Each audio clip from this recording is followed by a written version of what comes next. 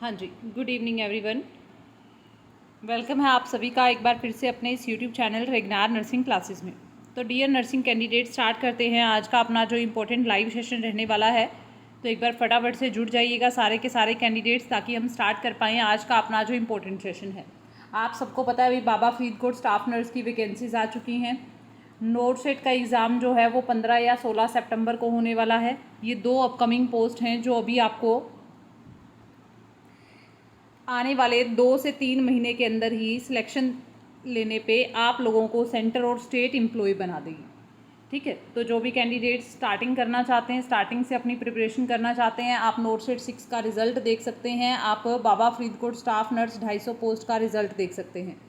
Number पे call करके message करके आज से ही ज्वाइन कर सकते हैं अपने बैच को मिनिमम फ़ीस के साथ। ठीक है, नर्सरी के स्टूडेंट से भी कम फीस के साथ आप ज्वाइन कर सकते हैं अपने इसी बैच को। तो चलिएगा स्टार्ट करते हैं आज का अपना जो ये सेशन रहने वाला है। भाई बाबा फरीदकोट स्टाफ नर्स वाले कैंडिडेट्स के लिए एक इम्पॉर्टेंट इन्फॉर्मेशन रहेगी। जो भी बच्चे देखो, मास्टर बैच आप लोगों के लिए लॉन्च किया हुआ है। मास्टर बैच जो भी कैंडिडेट ज्वाइन करना चाहता है, नंबर पे कॉल करके मैसेज करके आज ही ज्वाइन कर लीजिएगा, क्योंकि आप लोगों को मास्टर बैच में जो कंटेंट मिलने वाला है वो आपको एग्ज़ाम का मास्टर भी बना देगा। ठीक है ना, पूरी स्ट्रेटजी के साथ में सारा जो सिलेबस है, जहाँ से भी आपको क्वेश्चन निकल के आएंगे, सारा सब्जेक्ट सारे सिलेबस आपको अच्छे तरीके से एमसीक्यू के साथ में कवर करवाया जा रहा है। जिन बच्चों ने ज्वाइन किया हुआ है ऑलरेडी वो जानते भी होंगे किस टाइप का कंटेंट आपको मिल रहा है। तो चलिएगा स्टार्ट करते हैं। पहला आपके सामने एमसीक्यू है भाई, vaccination against mumps can prevent. अगर आप मम्स के खिलाफ वैक्सीनेशन प्रोवाइड करवा रहे हो तो वो आपको किससे प्रिवेंट करेगा?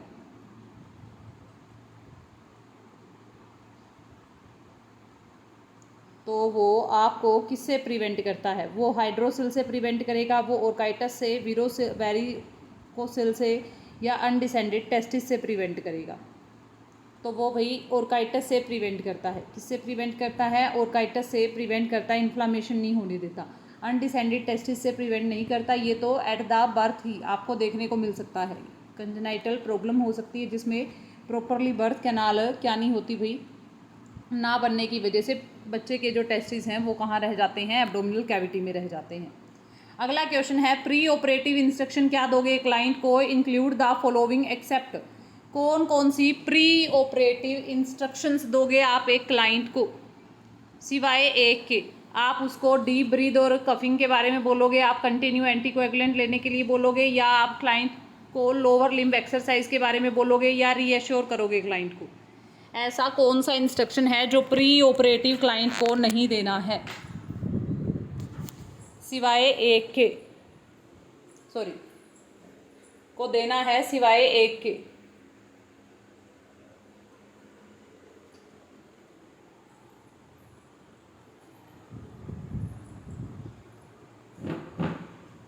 Very good. तो भाई देखो, प्री ऑपरेटिव के अंदर आप पेशेंट को क्या बोलते हो? जब भी किसी भी पेशेंट की सर्जरी होने वाली है उससे पहले की बात की गई है, तो आप उसको क्या करते हो? पेशेंट को डीप ब्रीदिंग कफिंग एक्सरसाइज के बारे में भी बताते हो, लोअर लिम्स एक्सरसाइज के बारे में बताते हो, और पेशेंट की एंजाइटी रिड्यूस करने के लिए रीएश्योर भी करते हो।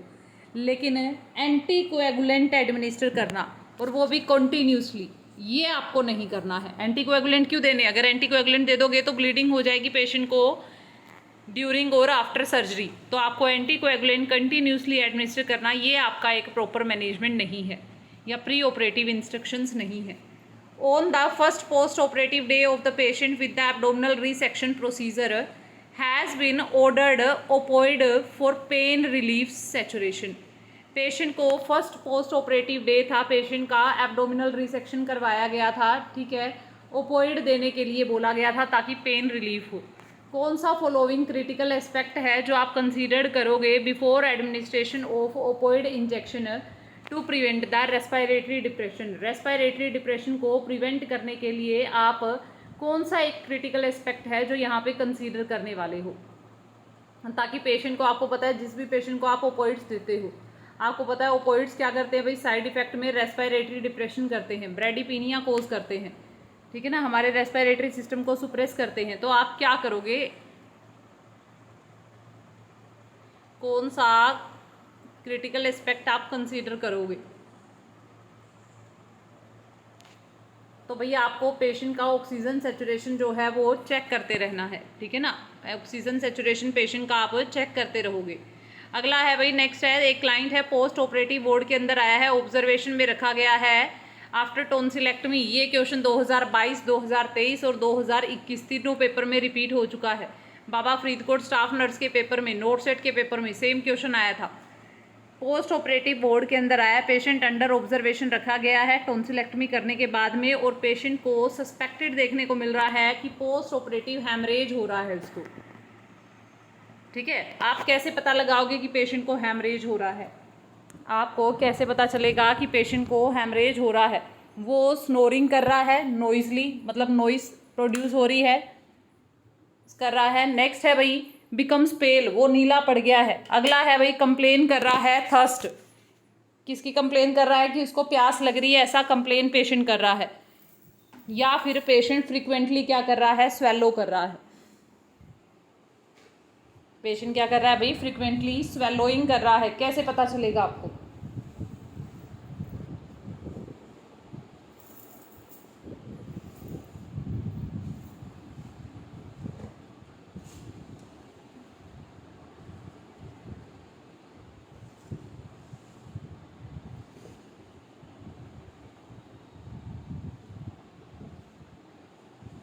तो भाई अगर पेशेंट फ्रीक्वेंटली स्वेलो कर रहा है, शेयर कर दो एक बार क्लास को सारे के सारे कैंडिडेट्स, ताकि आप लोगों के लिए हम भी ज़्यादा से ज़्यादा एफर्ट्स ले पाएँ, ठीक है ना। जो भी बच्चे फुल बैच ज्वाइन करना चाहते हैं, एमसीक्यू प्लस थ्योरी दोनों क्लासेस ज्वाइन कर सकते हैं मास्टर बैच के अंदर। शेयर कर दीजिएगा भाई एक बारी, ठीक है। हम लोग आपके लिए एफर्ट्स ले रहे हैं, एक शेयर करना तो बनता है। तो आंसर कीजिएगा भाई। अगर पेशेंट क्या कर रहा है, स्वेलो कर रहा है, कंटिन्यूसली निगले जा रहा है, निगलेगा किसको, या तो वहाँ पे सलाइवा हो किसी टाइप का, या फिर वहाँ पे कोई सिक्रेशन हो रही हो। और सिक्रेशंस में क्या होगा, सिक्रेशन में होगा मैम ब्लड। क्या होगा भाई, ब्लड होगा, है ना, होगा ना ब्लड।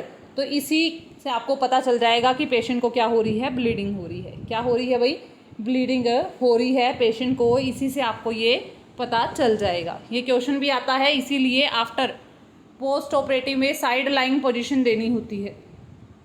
साइड लाइंग पोजीशन दोगे आप मरीज को। अगला क्वेश्चन है, vasoconstrictors are should not be used in. कौन से पेशेंट के अंदर आप वेजो कॉन्स्ट्रिक्टर्स का यूज नहीं करेंगे? न्यूरोजेनिक शॉक के अंदर, हेमरेजिक शॉक के अंदर, सेकेंडरी शॉक के अंदर, या फिर हाइपोटेंशन विद स्पाइनल एनेस्थीसिया। जिस पेशेंट को हाइपोटेंशन हुआ है स्पाइनल एनेस्थीसिया के साथ में, कौन से मरीज के अंदर क्या नहीं करना भाई, वेजो कॉन्स्ट्रिक्टर्स एडमिनिस्टर नहीं करने हैं।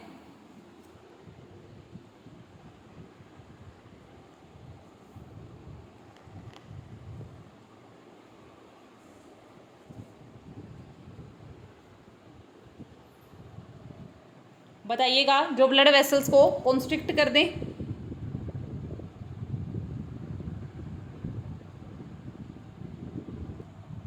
वेरी गुड, हेमरेजिक शॉक में नहीं देना है। देखो भाई, जैसे ही हेमरेजिक शॉक होगा, आपको पता है ब्लीडिंग के कारण बहुत ज़्यादा फ्लूइड जो है वो बाहर चला जाएगा। आपकी बॉडी के अंदर क्या होगा, नेचुरल वेजो कॉन्स्ट्रिक्शन होगा। क्या होगा, नेचुरली ब्लड वेसल्स क्या हो जाएंगी, कॉन्स्ट्रिक्ट हो जाएंगी। क्यों हो जाएंगी भाई, क्योंकि वो सप्लाई को रोकने की कोशिश करेंगी और वाइटल ऑर्गन्स तक सप्लाई को पहुंचाने की कोशिश करेंगी। अगर आपने भी बाहर से क्या दे दिया भाई, वेजो कॉन्स्ट्रिक्टर दे दिए, आपने भी क्या दे दिए, बाहर से वेजो कॉन्स्ट्रिक्टर्स दे दिए, तो आपको पता है जो आपके वाइटल ऑर्गन्स हैं उनके पास क्या नहीं पहुंचेगी, सप्लाई नहीं पहुंचेगी। और अगर उनके पास सप्लाई नहीं गई तो क्या हो जाएगा, टिश्यू इस्टीमिया हो जाएगा। दैट्स वाई आपको क्या नहीं करना, हेमरेजिक शॉक के अंदर बाहर से वेजो कॉन्स्ट्रिक्टर नहीं देने हैं। अगला क्वेश्चन है, in healthy individual plasma osmolality range from. जो प्लाज्मा ऑस्मोलाइटी रेंज होती है वो कहाँ से कहाँ तक होती है? प्लाज्मा ऑस्मोलैरिटी का क्वेश्चन है, आपसे पूछा गया है रेंज कितनी होती है प्लाज्मा ऑस्मोलैरिटी की। आपको लिखवाया हुआ है। नॉर्मली आप लोगों ने आईवी फ्लूइड पढ़ा था, जिसमें आप लोगों ने टाइप्स ऑफ आईवी फ्लूइड पढ़े थे, जो आप अपनी अलग अलग पेशेंट को एडमिनिस्टर करते हो ना, अलग अलग पेशेंट को एडमिनिस्टर।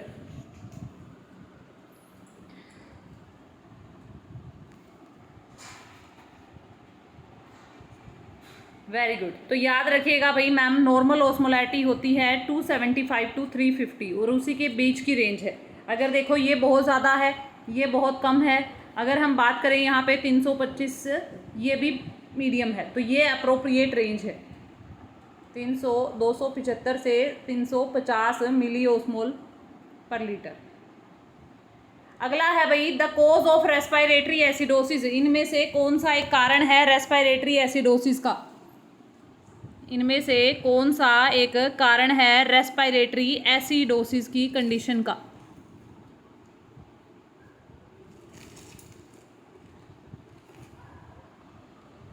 कौन सा रेस्पिरेटरी एसिडोसिस का एक कारण है?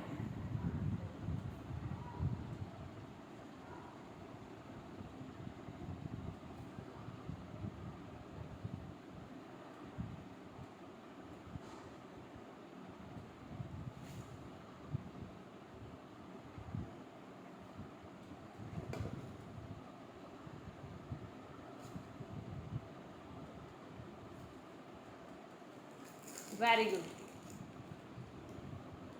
तो भाई रेस्पिरेटरी की कंडीशन है, इसने बोला यहाँ पे पेशेंट को डायबिटिक कीटा एसिडोसिस हो रही है, वोमिटिंग हो रही है। ये दोनों कंडीशन कौन सी है? मेटाबॉलिक है।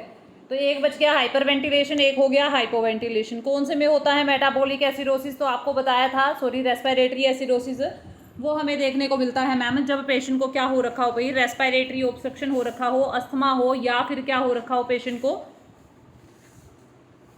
COPD हो रखा हो। ये सारी जो रेस्पिरेटरी ऑब्स्ट्रक्शन की कंडीशंस होती हैं, सब में हमें क्या देखने को मिलता है भाई? पेशेंट का रेस्पिरेटरी ऑब्स्ट्रक्ट होने के कारण रेस्पिरेटरी एसिडोसिस देखने को मिलता है। ये दोनों कंडीशन है मेटाबॉलिक हैं। Which of the following can not cause a low pulse oximetry reading in the patient with the respiratory distress?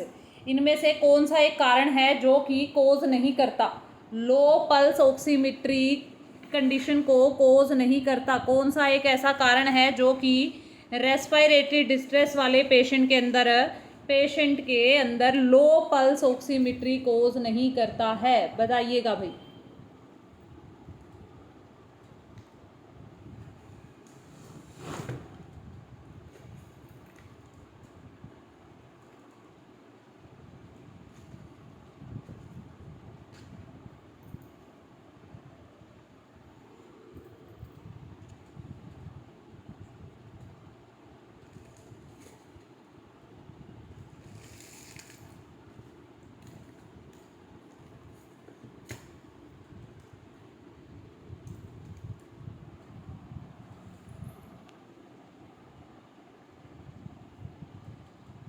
तो हाइपरथर्मिया। कौन सी कंडीशन भाई? हाइपरथर्मिया। क्योंकि पेशेंट का अगर टेम्परेचर इंक्रीज होगा, तो आपको बताया था भाई पेशेंट की जो ऑक्सीजन की डिमांड है वो इंक्रीज हो जाएगी। पेशेंट का रेस्पिरेटरी रेट बढ़ जाएगा 6 रेस्पिरेशन तक, 10 हार्ट रेट बढ़ जाएगी पेशेंट की, HR बढ़ जाएगा।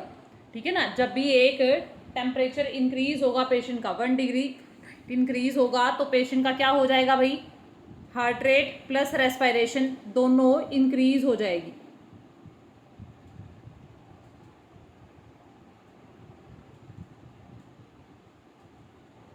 अब देखो मैम बाकी जो कोजेज हैं यहाँ पे देखो, पेरिफेरल सर्कुलेशन प्रॉपर नहीं है, तो ब्लड सप्लाई प्रॉपर नहीं है, तो ऑक्सीजन सेचुरेशन देखने में भी क्या होगी भाई? प्रॉब्लम आएगी या फॉल्स रिजल्ट्स आएंगे।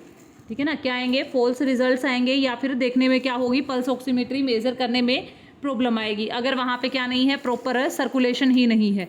उसके बाद में हम लोग बात करते हैं कि मैम यहाँ पे लिखा गया है अडीमा। अडीमा होगा तो आपको पता है सेम इम्पेयर्ड सर्कुलेशन, तो उसके अंदर भी पेशेंट के अंदर पल्स ऑक्सीमेट्री रीडिंग लेने में प्रॉब्लम आएगी ना भाई। उसके बाद में नेक्स्ट बात करते हैं, यहाँ पे लिखा हुआ है कि मैम एक ऐसा पेशेंट है जिसके अंदर नेल पॉलिश लगाई हुई है। आपको पता है nail polish as a barrier काम करेगी। क्या काम करेगी भाई? एज अ बैरियर काम करेगी। दैट्स वाई आपको ये भी नहीं करना है। ठीक है ना? तो तीनों चारों ऑप्शन समझ में आगे होंगे। फर्स्ट प्रायोरिटी मैनेजमेंट क्या करोगे ट्रोमा के मरीज के अंदर? एमरजेंसी मैनेजमेंट का क्वेश्चन आता है, क्रिटिकल केयर का क्वेश्चन आता है एग्जाम में, याद रखिएगा। ठीक है ना? आप कोई भी एग्जाम दो, क्रिटिकल केयर नर्सिंग का क्वेश्चन आएगा, एमरजेंसी मैनेजमेंट का क्वेश्चन आता है पेपर में। वहीं से मैंने क्वेश्चन पूछ लिया आप लोगों से कि आप क्या करोगे अगर कोई ट्रोमा का पेशेंट आपके वार्ड में आया है, तो फर्स्ट प्रायोरिटी मैनेजमेंट क्या होगी? मेंटेन करोगे एयरवे। अगला ऑप्शन है भाई, कंट्रोल करोगे सबसे पहले हैमरेज को, या फिर मेंटेन करोगे एडिक्वेट एट्रियल ब्लड प्रेशर।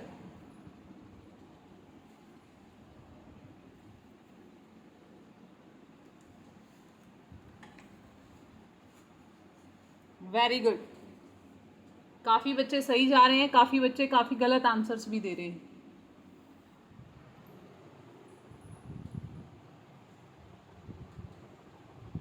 तो सबसे प्रायोरिटी मैनेजमेंट होती है आपका एबीसी। सबसे पहले हम क्या देखेंगे, एयरवे देखेंगे, ठीक है ना। सबसे पहले क्या देखेंगे, airway. Compression of the bleeding carotid artery immediately leads to. अगर आपने एक कैरोटिड आर्टरी थी जो ब्लीड कर रही थी, अगर आपने उसको कंप्रेस कर दिया तो इससे क्या हो सकता है, वोमिटिंग होगी, स्ट्रोक होगा, ब्लाइंडनेस होगी, या फिर सेंस ऑफ स्मेल चली जाएगी।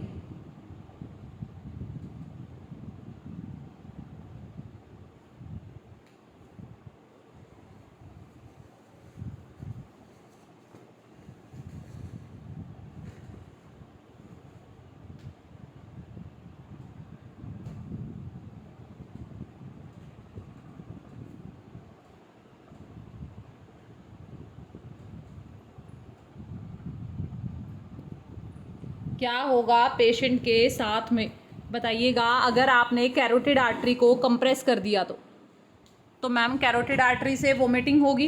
वोमिटिंग का और कैरोटिड आर्टरी का कोई रिलेशन है क्या भैया आपस में?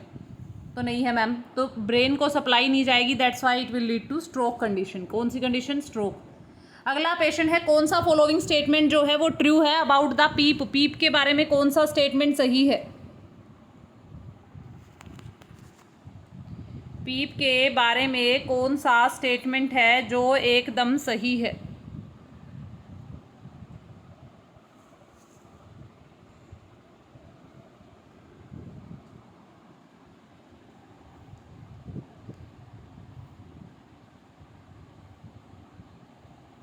तो देखो भाई, ये क्या करता है, एल्वियोलर गैस एक्सचेंज को इम्प्रूव करता है, प्रिवेंट करता है एल्वियोलर लैप्स को, और मीन एयरवे प्रेशर को क्या करता है, डिक्रीज करता है।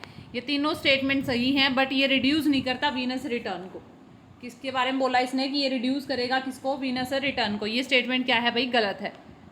अगला है, you have been asked to formulate the research question. आपको बोला गया कि पिको स्ट्रेटजी का यूज़ करके आपको क्या बनाना है, रिसर्च के क्वेश्चंस बनाने हैं, ठीक है ना। रिसर्च का क्वेश्चन है आपके सामने। तो मुझे ये बताइएगा कि यहाँ पे जो करेक्ट स्टेटमेंट है वो कौन सा है? PICO, P stand for, P किसके लिए स्टैंड होता है?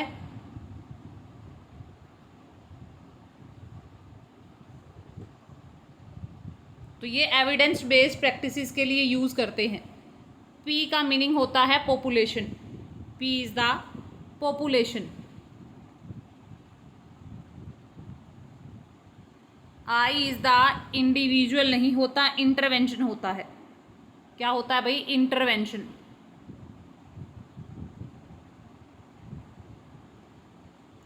सी इज़ द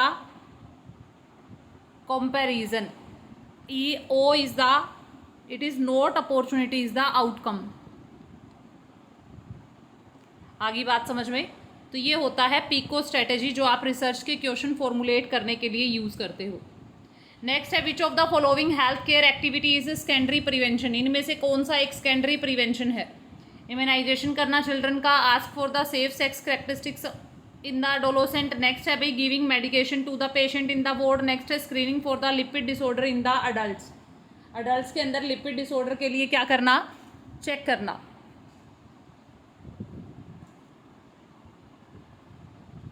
कौन सा फॉलोइंग एक सेकेंडरी प्रिवेंशन है? इम्यूनाइजेशन देना, ये कौन सा है? प्राइमरी प्रिवेंशन है मैम। ये तो गलत हो गया। ये भी क्या है मैम? सेफ अवॉइड करना, एडवाइस करना, और सेफ सेक्स प्रैक्टिसेस, मेडिकेशन देना पेशेंट को वार्ड के अंदर, स्क्रीनिंग करना।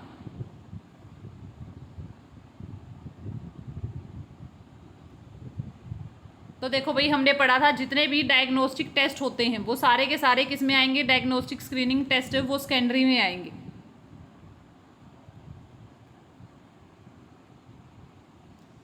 सॉरी।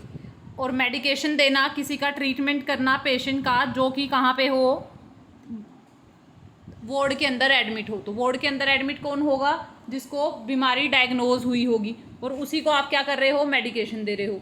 अब मैम नीचे लिखा है कि अडल्ट्स के अंदर, सारे अडल्ट्स के अंदर लिपिड प्रोफाइल कोई स्क्रीनिंग की जा रही है, कहीं लिपिड डिसऑर्डर ना हो, तो ये किस में आता है भाई, ये प्राइमरी में आएगा। ये किस में आएगा, प्राइमरी में आएगा।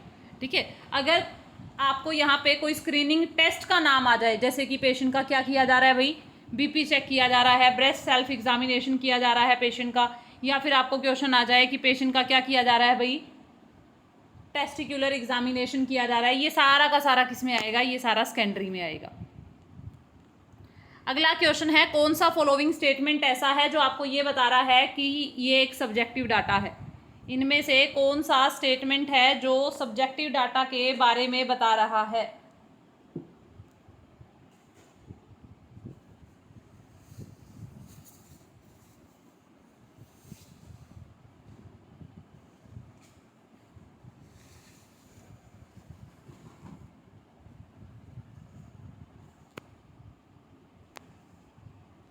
तो सब्जेक्टिव जो पेशेंट बताएगा, ओरल टेम्परेचर आपने चेक किया, ब्लड प्रेशर चेक किया, ये तो ऑब्जेक्टिव डाटा है। सिस्टर ने नोट किया, ये भी ऑब्जेक्टिव डाटा है। पेशेंट बोल रहा है मुझे नोजिया हो रहा है, ये सब्जेक्टिव डाटा है।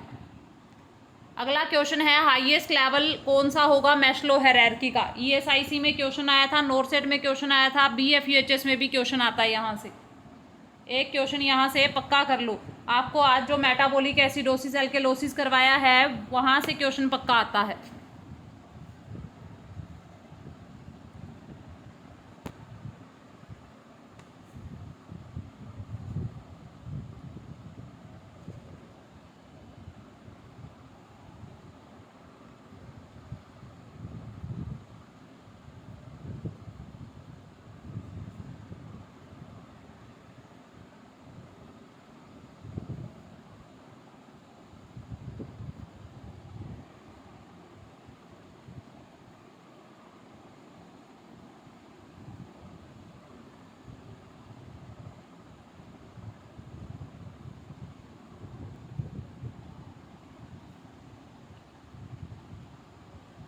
Very good, self actualisation. अगला है भाई, Mrs Mehta tells her friend that she is having fever, cough, malaise, headache and will not go to work but rest at home. कि वो काम पे नहीं जाएगी, वो घर पे क्या करेगी भाई, रेस्ट करेगी। तो उसका जो ये इलनेस बिहेवियर है, ये कौन सा लेवल का है। एज्यूमिंग अ सिक रोल, पेशेंट यहाँ पे एज्यूम कर रहा है, अपने आप को सिक मान रहा है, सिक रोल प्ले कर रहा है, या फिर पेशेंट क्या कर रहा है भाई, रिकवर कर रहा है, या फिर पेशेंट बनने की कोशिश हो रही है यहाँ पे, या फिर एक्सपीरियंस कर रहा है सिम्टम्स को। तो देखो, नोजिया, वोमिटिंग, फीवर, कफ, हेडेक, मैलेज, यहाँ पे क्या हो रहा है, पेशेंट सिम्टम शो कर रहा है। क्या शो कर रहा है भाई, पेशेंट सिम्टम्स शो कर रहा है, कर रहा है ना भाई पेशेंट। हाँ जी। अगला क्वेश्चन है, example that most closely define a disability. Share कर दो वीडियो को एक बारी, ठीक है, अगर आपको पसंद आ रहा है कि जो कंटेंट है मैम हमें हेल्प मिल रही है। आंसर कीजिएगा, कौन सा एग्जाम्पल है जो कि मोस्ट क्लोजली डिफाइन करता है डिसेबिलिटी को। What is disability. तो पहला है लिम्स का लॉस हो जाना, इंजरी हो जाना लिम्ब की, पेशेंट वॉक नहीं कर रहा, इनेबल है चलने में, और अनएम्प्लॉयमेंट। तो भाई डिसेबिलिटी मतलब कुछ ना कुछ इनेबल हो जाना, कोई ना कोई जाना नॉर्मल है चर्च में, तो उसको बोलते हैं डिसेबिलिटी। तो यहाँ पे पेशेंट का क्या हो गया है भाई, हो गया है, तो ये क्या है, एक टाइप की डिसेबिलिटी है। पेशेंट चल नहीं पा रहा, इनेबल है चलने में, दैट इज़ द इनेबिलिटी। ठीक है, ओके, चलेगा भाई, मिलेंगे नेक्स्ट क्लास में। जो भी बच्चे ज्वाइन करना चाहते हैं, कल का लास्ट दिन बचा आपके पास 20 जुलाई, ठीक है। And thank you so much for your wishes. मिलते हैं कल की क्लास में। Thank you so much.